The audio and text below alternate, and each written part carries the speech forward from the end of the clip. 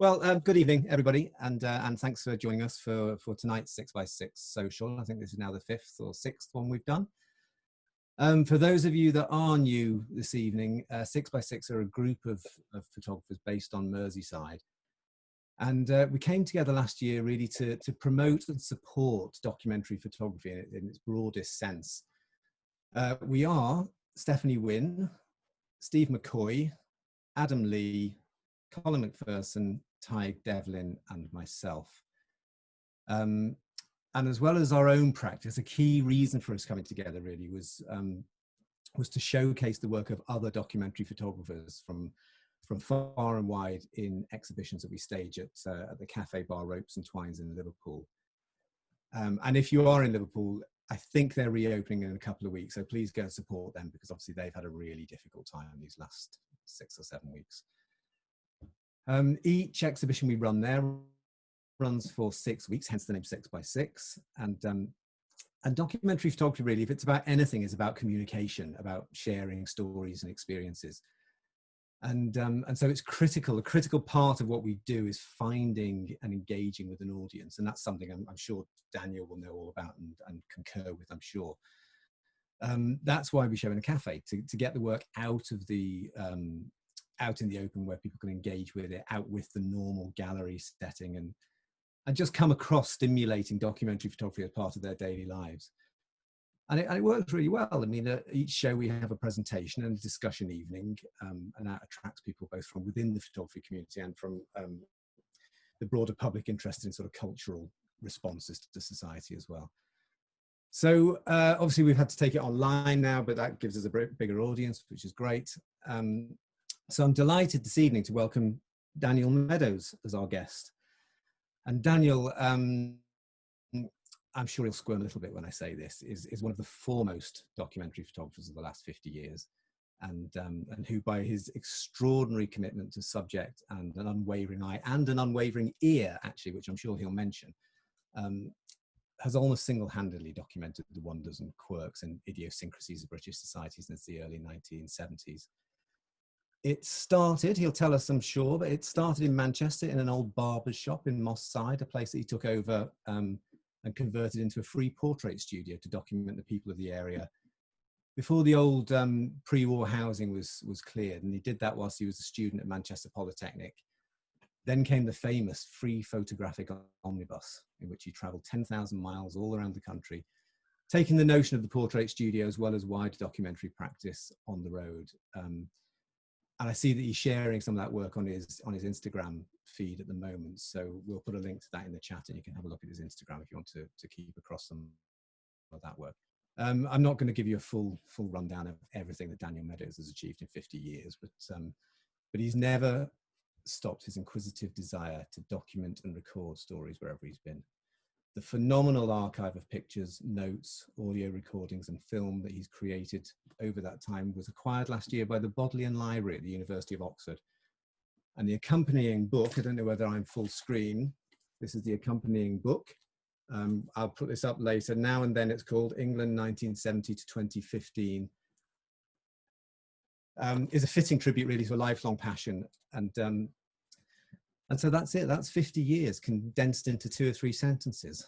And whilst we're not specifically looking at Daniel's own work this evening, that can be seen on his website and in his books. We'll put some links up. And I urge you to look at that if you can. And finally, the last thing, I was just thinking how I was going to introduce Daniel this evening, and a word kept popping into my head: Doyen, D-O-Y-E-N. And being a photographer, I'm not a writer, I thought, I wonder, I better just look that up. And I looked it up and it said, the most respected or prominent person in a particular field. Daniel, no pressure. Hello. Oh, well, you did very well there. Yeah. I'm very impressed with myself by your description. So, I mean, that's obviously a brief introduction. We're not talking about your work this evening. We're going to talk about work that's inspired you or that you find interesting. I'm going to share my screen, but whilst we're doing that, where are you? In Wales, are you? Did you? Me, I'm in Wales, yes. Now, let me just get on to sharing screen. Okay, so have we got that? Yes. Grand. And so, like we say, we're not talking about your work. We're talking about work that inspires you. And the beauty of this format is that we get to hear what you think about that, about other work. And this is the book. Before we go straight into the pictures you're going to talk about, this is the book that I just mentioned. Came out last year, did it? In 2019, is that right? Yeah, October last year.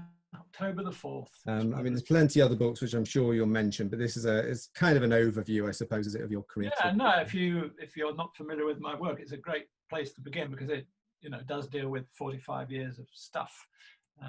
Yeah, and yeah, and I wrote it myself, whereas the previous, well, the book that the previous book, which was written and made by Val Williams for my retrospective, is fabulous, but you know, it's different when you're writing it yourself.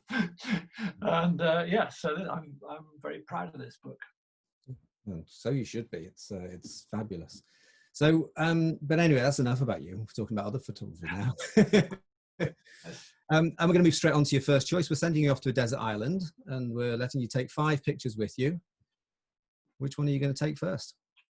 Well, the first one I've chosen is by William Henry Fox Talbot. I want to kind of talk up the Brits a bit tonight, not in a sort of nationalistic way, but just because I think we tend quite a lot when we're talking about photography in Britain to go on about the Americans and also about the continental Europeans, the influences from France and Germany and so on, Hungary. And in America, you know, the whole latter part of the 20th century has made a big impact on us. But we do forget, I think, sometimes that we have a great tradition of photography practice in Britain. And also that one of our chaps invented photography, which is something that, you know, well, Fox Talbot invented the photography that we know about, the infinitely reproducible medium, which it is. And because of that, you know, if we were Americans, you know, there'd be a massive, great statue to him somewhere and a huge museum of photography. We don't even have a museum of photography in Britain. I find that rather sad. But anyway, this picture, I didn't find this picture. It's actually only attributed to William Henry Fox Talbot, but I saw it in an exhibition of Talbot's work in the Science Museum in London about, I don't know, 4 or 5 years ago. And I love this picture because it's not like Fox Talbot, many of his other pictures, you know, pictures of, you know, done to prove the wonders of photography and all the different things that photography could do. It seems to me this is a much more sort of charming picture. I don't know whether this fellow is a mate of his or an employee or what, but there are a little set of portraits in this collection that I saw at the Science Museum, and they seem to me remarkably modern. He looks a bit like Will Self to me. You expect him to kind of turn around and, you know, light up a cigarette and start chatting, telling you strange things about the world and enlightening you with this lovely spotted cravat. And, you know, and yet he probably sat there, I don't know, this picture's from the 1840s, so, you know, he probably sat there until for a very long time, and he doesn't appear to be, I mean, maybe his right eye blinked once, I don't know, but I think it's a remarkable thing, just that this is one of the earliest portraits ever made, and it's so beautiful. And yeah, and there it is in my archive, as you mentioned, Craig, earlier, is in the library, in the Bodleian Library in Oxford now, and they also are doing a lot with photography there at the Bodleian. And one of the wonderful things they've done is they've been employing Aaron Scharf these last few years to build something called the William Henry Fox Talbot Catalogue Raisonné, which is a list of everything that we have that Fox Talbot made, and that includes letters and documents, and as well as photographic negatives and prints. And yeah, so you can go online. It's a wonderful tool. You can just type in the Bodleian, even as a, you know, as a, on Google, as a member of the public. You don't have to have a library card or anything, and you can access this wonderful catalogue, and it has just lists of everything that's in it. And an awful lot of the documents are also there for you to look at as pictures. So it's been a major achievement there for them to be able to do this. And yeah, so I think we need to re-look at our own history of photography in Britain and be glad that, you know, there he is, Fox Talbot. He did it, one of our guys. That's brilliant. That's I mean, when you sent me this, I was immediately struck by exactly the things that you say, that, you know, it doesn't feel like a formal, like he's got a clamp on the back of his head like a Victorian picture. It feels like it's full of emotion. It feels like a much more contemporary portrait than something made nearly 200 years ago. Absolutely, it does. And you feel he's just going to turn around and tell you a story. Yeah, and you have no idea. We don't know anything about this. The caption is merely a description of the picture. This could be a, you know, Fox Talbot's best mate, or it could be a, you know, a stable hand out of the, you know, Fox Talbot was a gent, wasn't he, and a toff and a landowner and whatever. So this could have been just one of his employees, you know, come here, Simpkins, I want to take your picture. I've absolutely no idea. I don't know anything about it, but it has that wonderful human connection, which I love about photography. And this is probably one of the earliest examples of it. And the fact that it can go on being reproduced. You know, there's a negative, and then we can see prints forever. You see, I'm already fascinated, Daniel, because you've introduced me to a picture I didn't know of William Henry Fox Talbot, and you know, it is extraordinary for exactly that reason. I'm going to move on to your second picture. Now, I hope you don't mind me. I'm going to quote back to you the very words you said to me when you sent me this picture. You said, "This picture, whilst describing the scene perfectly, explains absolutely nothing of its meaning, and so photography is defined," you said. So tell us about this next picture and why it's the very definition of photography for you. Can we have it up on? Oh, great, brilliant, thanks. Yeah, okay. This is it's a picture by Sir John Benjamin Stone, who was a Victorian photographer in the later part of Victoria's reign. He was also an MP, a Tory one, sadly, but we'll pass over that. And for the Midlands, he had his constituency was in the Midlands. He was a Birmingham man. Yeah, this picture is in the Library of Birmingham. It's completely mysterious picture. If somebody had told me this was made by, you know, one of the surrealists working in Paris in the I don't know, in the 1920s or whatever, you could believe it. But in fact, it's a mystery. It appears to be maybe a young woman in a dress who's walking through trees.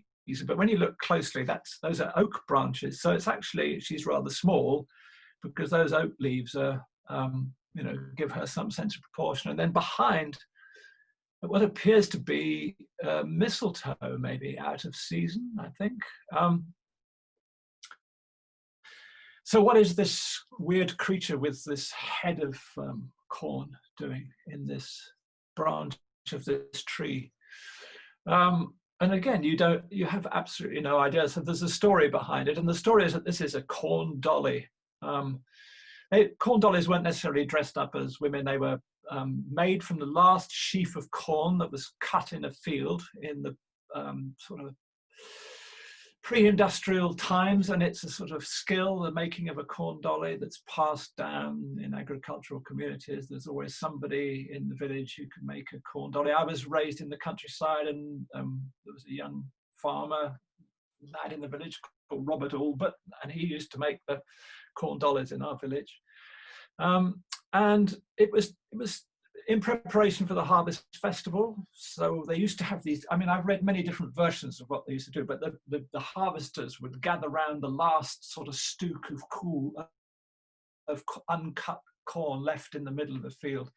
And then they'd sometimes give the sickle to the youngest person, who was often a boy who'd worked on the harvest. And he had to, as it were, they all would turn their backs and he'd cut the last piece of corn. And then they turn around and they gather it up and they give it to the person who made the corn dolly, and it would be made into the corn dolly and taken and hung over the lich gate of the church. And that's where it is. So there's a whole story about Englishness and our pre-industrial, rural, if you like, even pagan traditions that were then embraced by the church, all in this picture. But it's also, in itself, it's just a puzzle, and it's a bit dreamy, a bit sexy even, maybe. Yeah, and I've always loved this picture. And Pete James, who was the he was the head of photographs at Birmingham Central Library, and then later the curator of photographs at the new library at Birmingham. Pete James put on an exhibition which was about the legacy of Sir John Benjamin Stone, and included pictures by me and Homer Sykes and Anna Fox and Tony Ray Jones. And yeah, he had a print of this made for me, which I have framed and hangs on the wall in my office. And yeah, I see it every day and I never tire of it. I think it's a wonderful photographic puzzle, but also a joy. That's wonderful. It's interesting you're talking about the mystique and the puzzle in there, and then you can tell us a whole story about it, which is wonderful. And I made some notes when I was just looking at this picture before, and I immediately have both Tony Ray Jones and Homer Sykes written down here as people who photographed kind of customs, didn't they? And yes, you know, yeah. And so Benjamin Stone had obviously made this great journey, and you know, he went to photograph these customs in the same way that, you know, Homer did. And yeah, I mean, he started a record association trying to encourage Victorian photography. I mean, photography by this stage had moved on and had become a great amateur activity as well as a professional one. And he was trying to encourage amateurs to record the things that were going on in their areas that were going to be steamrolled by by modernity and by the new industrial age. And he felt photography was very important to record all these old things. And certainly, you know, those photographers have paid homage to Benjamin Stone.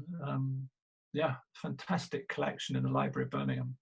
Yeah, I mean, you know, people are still doing that now. I think Peter Dench did some work on that, and Jeremy Sutton Hibbert did a lovely piece in the Common Ridings in the Borders recently. So, but you, I mean, I wonder whether you're interested in this as well, because I know you didn't necessarily photograph customs. You were photographing things that were perhaps more contemporary, more social aspects of modern life. But he journeyed to do this. And yes, so it was a journey. Yeah, I love that thing of, you know, Benjamin Stone traveling around the country. And yeah, I mean, you know, when I was a student, you know, I'd lived a pretty sheltered life up to going to live in Manchester. And I was brought up in the south of England. I'd been sent away to boarding school when I was 8. And I knew nothing about the UK at all. And I mean, what got me into photography was that I went to see. Yeah. Anyway, we'll talk about. Maybe we'll talk that when we get to another pictures. But yeah, I mean, the idea that photography could be a tool that enabled you to understand the world around you, not just to record it, is right at the centre of my practice. Yeah. Now, your next picture, I'm going to bring you on to your third one. You're breaking your own rule here, because this one is not a British photographer. Tell us about this one. Yeah, this is the one that's by an American. I mean, the Americans have been hugely influential. You know, where would I'd be really unhappy without, you know, Diane Arbus in my life, or you know, Friedlander and all of those. Yeah, and Paul Strand. Yeah, the wonderful Avedon and Penn, and yeah, all of those. I mean, you know, they've been really, really, really important to us. Walker Evans is the sort of Bible, really, isn't he? But I've tried to, yeah, I'm just thinking about British things tonight because you know, those are the things that I've tried to photograph as well. But this is a step aside to look at something from America. And one of the things I've always tried to do two things in my own photography. One is to put people in the history books. You know, the common man is not in the history books, and you know, I've been trying to make that happen. And the other thing is to record the felt life. And so I was trying to think of one picture that might really do that. And this picture for me does that felt life thing. Louis Forer was brilliant at capturing feelings. Louis Forer was a photographer from Philadelphia who went to live in New York in the 1940s, hung out with all those New York school people, shared a darkroom with Robert Frank. He didn't work for the you know, the sort of Avedon and Penn type classy Harper's sort of fashion photography studios. He worked on a magazine called Flair, which it was quite short-lived, I think, and probably wasn't the world's greatest fashion photographer, but that's how he made his money. He's good enough at it to, you know, have it to be his living. But in the evenings, he used to take off cuts of film and whatever he could get, and put them into a 35mm camera and wander around Times Square, the middle of Manhattan, and just kind of photograph the felt life of the place. And he was very good on relationships between people. And yes, this is a picture that he called Freudian hand clasp. For obvious reasons. And yeah, he was just wonderful at observing. He worked at night quite a lot, and he often made mistakes, like fed the film through the camera twice, and then loved the results and would print them up. And he was a cropper too. He used to love cropping and editing. And you know, his work was recognized in that he did have a picture in The Family of Man, for instance. He had work was sold in galleries. There's a lovely story about one of his pictures getting mixed up with a Robert Frank and was being sold in the Marlborough Art Galleries in the 60s as a Frank vintage print. I love it, the idea that these guys were just sharing a darkroom and getting their work prints and stuff all mixed up, not caption anything. Anyway, but yeah, he's not somebody whose work is terribly well known, and except that I think about, is it 3 years ago, the book I have is this one here, Louis Forer book, which is a Steidl book, and it was produced as a catalogue for an exhibition done by the Cartier-Bresson Foundation. And yes, so obviously the Cartier-Bresson Foundation decided that, yeah, we need to give Louis Forer a proper book. Up to now, there was only one of those photo poche editions, you know, the little black and white books that were made in France, little paperbacks that fit in your pocket. Yeah, and yes, so yeah, Louis Forer is one of those people who I'll pull his book off the shelf every now and again, and it's sort of, yeah, there's so much feeling in his pictures. So yeah, do I detect a little bit of a sense of cheering the underdog here as well, celebrating the uncelebrated? I mean, yeah, you didn't go around photographing celebrities, you photographed ordinary people, and I get the sense that, you know, you may be interested in him because he's not Robert Frank, because he's not gay. Yeah, and also because he takes pictures that I couldn't have taken. That's always something that, you know, like I look at that and go, wow, I've seen that happen, but I've never been able to take a picture of that. And yeah, he was good like that. And yeah, and so yeah, these pictures touch me, and yeah, I want to bring him to a wider audience. So yes, I won't, you know, it's definitely one of my big favourite pictures. So yeah, he's right up there as far as I'm concerned. Right, we'll put that in your little portfolio to take with you. Thank you. And then fourth picture. Tell us about this fourth picture that you've got coming up. This is an important picture, I'm sure. Yeah, well, this is Bill Brandt photographing Peter Sellers, and it's in 1963. But exactly 50 years ago, in fact, I think it finished the first week in June. So now, I think it was when it was over, it was the Bill Brandt retrospective at the Hayward Gallery in London. And I went there as a schoolboy on a school trip in my uniform, aged 18, 1970. And, you know, I knew nothing about anything in the world. That all I knew about was, you know, surviving boarding school. And you know, I didn't know girls, I didn't know people of color. I knew absolutely nothing about anything. And I found myself in the Hayward Gallery, and I saw this photographer who did all these fantastic things. He photographed famous people. He photographed poor people. He photographed landscapes. He photographed nudes. I thought, one person can use the camera as a passport to do all these different things.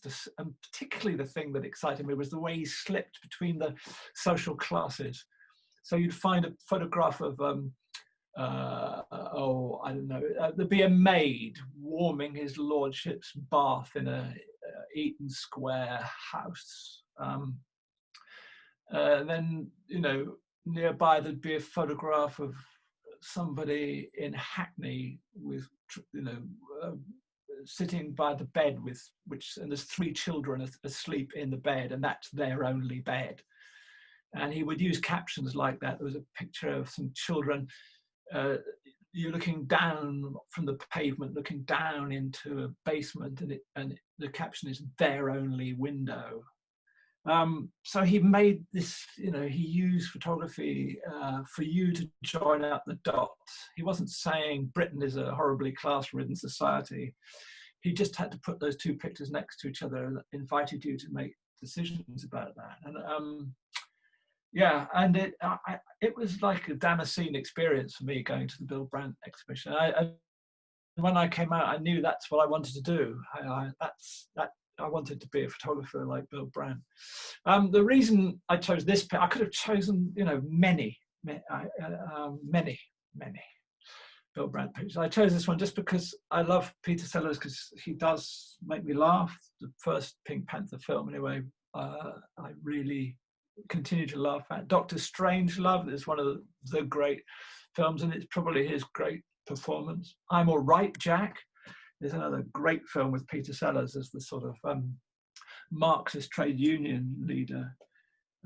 Yeah, watual. Those 3 films, and you know, they run in my head when I wake up at 4 o'clock in the morning and wonder how I'm going to spend the rest of the night. I start, you know, rerunning those films in my head, keep me occupied.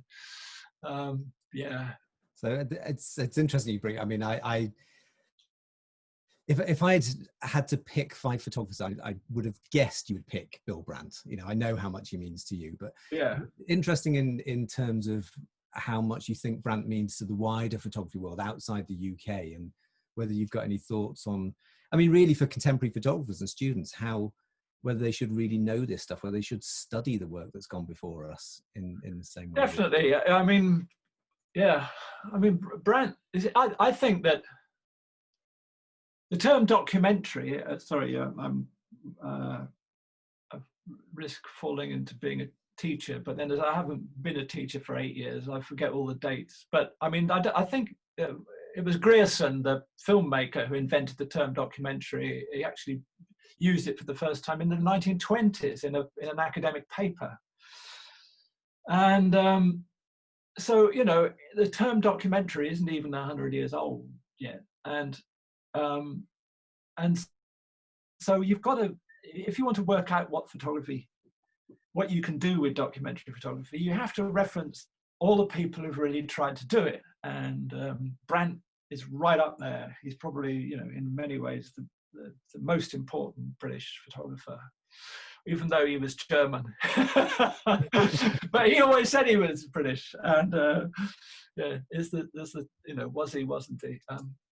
Well, that's interesting. You describe him as the most important, because I think you may say something similar about your next photograph. Yeah, yeah. Move on to the next one. Okay, well, yeah, I think Chris Killip. This is a Chris Killip picture, and I think Chris Killip is probably our most important living photographer. Okay, so the big difference, I suppose, between Brandt's approach and Killip's is that Brandt probably didn't know the names of any of the people in this picture, and probably didn't really, well, obviously he knew the name of Peter Sellers, but in his documentary work, they were just people who were seen really for what they represented rather than for who they were as individuals. And what Killip does with incredible genius, I think, is to marry those two things together. And nowhere better than in this picture. This is a picture of a lad called Simon Coultus. And this is from Chris Killip's collection of pictures about Skinning Grove, which is a seaside little fishing place in the northeast. And this lad is being taken out to sea because his father was recently drowned at sea. And there's an old tradition in this village that if your father drowned at sea, soon after the event, you as the son are taken out to sea so that you don't become frightened of the sea. And this extraordinary picture of this young lad in his, dressed up in his Sunday best, sitting in the prow of this this little boat being taken out to sea. And yeah, this Killip has this phenomenal. It shines out of him. This talent. He has a complete technical grasp of the medium he works with. He came up through.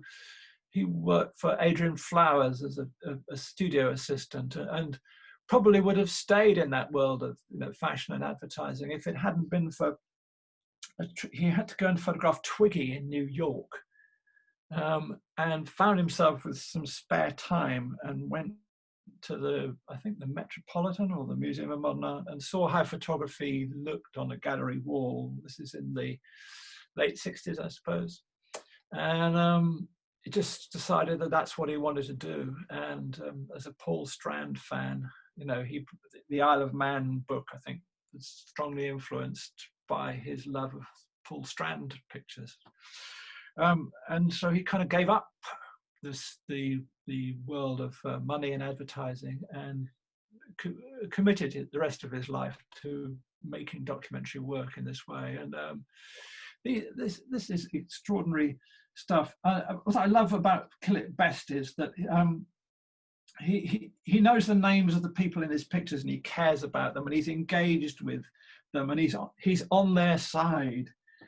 And he honors the most sacred thing at the heart of documentary practice, which is, I believe, the photographer's engagement with and responsibility towards the people who've entrusted him with their representation. And as such, I think he's made art out of documentary. Well, I couldn't agree more, actually, but it's a really interesting way to describe it. You said, what do you say, the responsibility towards the people that have entrusted you with their representation. There is a level of trust involved in that thing. And it's really sort of fascinating way and succinct way to sum up the sort of genuine humanistic documentary approach, I think, which Killip does so well. I'm also interested in the fact that you said he made an art out of documentary practice. And I know that you're sort of uncomfortable with the relationship, or you've mentioned in the past you're uncomfortable with the relationship between art and documentary. And I think you'd reject the idea of describing yourself as an artist, but you might be happy for other people too. What's your thoughts? Well, yeah, I've been called a lot worse things. Yeah, no, it's just that although I went to art school, I didn't do a diploma in art and design. I did 3 years doing a photography diploma. I've never formally studied art or developed an art practice as such in the way that artists do. And I think documentary photographers often feel as though they're kind of second class because they don't talk about their practice. They approach their work in this, or think about it in the same way as artists do. But I do think about it with that same degree of seriousness, and I think it has its own set of values and rules, and so yeah, I'd rather be called a documentarist than an artist. But I think sometimes when you really excel, in the case of Chris Killip, for instance, with this body of work, he has made art out of documentary practice. In the same, like, I don't know, like musicians. You sometimes musicians are just pop musicians, but sometimes they do make art out of the. I'm thinking of Louis Armstrong. Singing I see skies and blue clouds away. It's just pop music. But if you listen to him with his hot fives or hot sevens in the latter part of the 1920s, when he was in doing something with music that no one had ever heard before, then you realize that he's a very, very considerable artist, and you can't take you have to realize that in order to be able to celebrate what you hear in the music. Very, very interesting, Daniel. Thank you very much. We're going to package those 5 pictures up for you, put them in a nice little box, and send you off on your way. But the same as that poor imitation. What's it called? Desert Island Discs. Oh yeah. Yeah, we do the same as they do, and we're going to let you have 1 luxury and 1 book. We'll send you off with a copy of the Bible and the complete works of Martin Parr. What other book would you take? The complete works of Martin Parr? I thought I got Shakespeare. No, we've changed it. Oh, have you? Oh, right. Oh, well, yeah. Okay, well, the luxury, I would take a bottle of my wife's scent with me as my luxury. We'd have to have a whip round. But yeah. Oh, he gives with one hand and he takes with the other. And the photo book. Oh God, you really.